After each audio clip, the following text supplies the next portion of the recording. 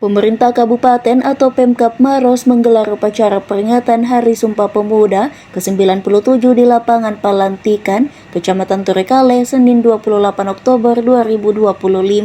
Bupati Maros, Caidir Syam menekankan pentingnya peran pemuda dalam menjaga semangat kebangsaan dan menyiapkan diri menghadapi Indonesia Emas 2045.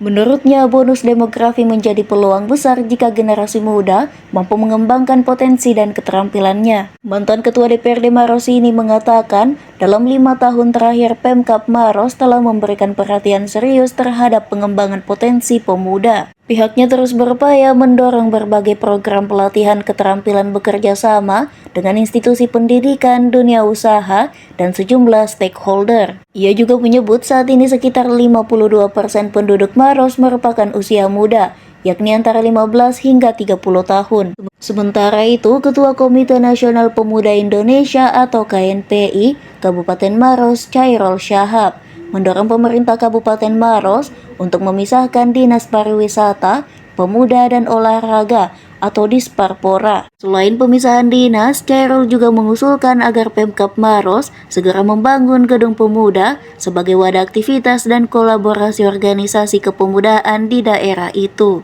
Pak, bagaimana sih tanggapannya terkait Hari Sumpah Pemuda hari ini? Ya, Hari Sumpah Pemuda ini kita peringati yang ke-97 tahun, di mana kita berharap bahwa pemuda-pemudi kita dalam menyambut Indonesia Emas 2045, dan saat ini yang kita terus jaga adalah bonus demografi kita. Ketika ada bonus demografi, maka kita berharap pemuda-pemudi Indonesia, Kabupaten Maros ini sudah siap, baik menjadi pemuda-pemudi petani andalan, petambak andalan, pengusaha-pengusaha muda, dan bisa membuat kemandirian lah buat dirinya dan juga keluarga dan kesejahteraannya. Pak, ada program khusus nggak Pak untuk pemuda di Maros? Iya, jadi sejak 5 tahun ini kita sudah melakukan, terutama perhatian kita terhadap pemuda kita. Nah, untuk bidang ketenagakerjaan kita terus memberikan pelatihan bekerja sama dengan berbagai institusi stakeholder, dan alhamdulillah ya berbagai pelatihan sudah kita berikan kepada pemuda kita. Kemudian untuk ruang-ruang pemuda kita, misalnya ruang kreatif hub ya kita bangunkan. Kemudian beberapa organisasi kepemudaan kita tumbuhkan, kita bangkit, kita support ketika ada kegiatannya. Nah, ini yang menjadi perhatian kita. Pak, tantangannya apa sih kira-kira Pak? Tantangannya sebenarnya tantangan bonus demografi saat ini. Di Maros saja sudah 52% penduduk kita sudah usia pemuda milenial antara 15 tahun sampai 35 tahun.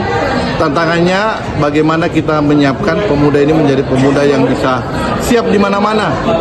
Ya, bukan menjadi pemuda yang misalnya tanda kutip pemuda-pemuda yang kira-kira tidak produktif, bermalas-malasan. Nah, ini menjadi tantangan besar kita.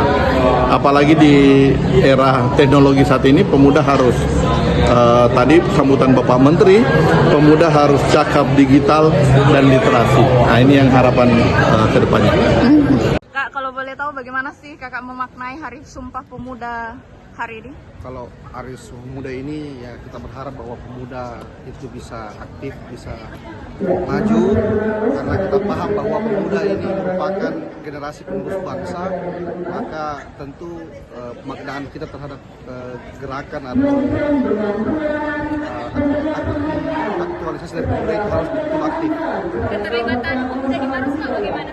Sejauh ini kami melihat bahwa pemerintah daerah betul-betul mensupport yang namanya kegiatan pemudaan melalui dana hibah. Namun saya terus terang secara pribadi tidak melihat bagaimana pemuda membuka ruang untuk memberikan ruang-ruang terbuka seperti dialog kepemudaan, terus dialog kebangsaan, seminar kepemudaan dan sebagainya. Padahal semestinya ketika momentum Sumpah Pemuda ini ada ruang yang disiapkan oleh pemerintah daerah untuk mengadakan kegiatan dialog atau semacam seminar tentang kepemudaan. Terkait pengangguran di Maros yang masih cukup tinggi seperti apa? Nah, ini makanya kita berharap pemerintah daerah betul-betul memperhatikan, apalagi salah satu yang menjadi visi dari misi dan Bupati, yakni bagaimana mengurangi angka pengangguran yang ada di Maros. Nah, kita berharap pemerintah betul-betul memperhatikan ini karena melihat hari ini hampir 50% itu didominasi oleh teman-teman pemuda. Kak, apa sih tantangannya pemuda saat ini di era digitalisasi seperti saat ini, Kak? Ya, sebenarnya kalau tantangan kami di era hari ini bahwa kita harus pemuda harus diberikan peran lebih karena kita paham bahwa era hari ini adalah milik pemuda, di mana era digitalisasi, era 5.0 itu betul-betul membuka tempat untuk teman-teman pemuda harus berpikir aktif, berpikir kritis, berpikir kreatif dan berpikir cepat. Sehingga memang betul-betul teman-teman pemuda harus betul-betul diberikan pemahaman yang baik.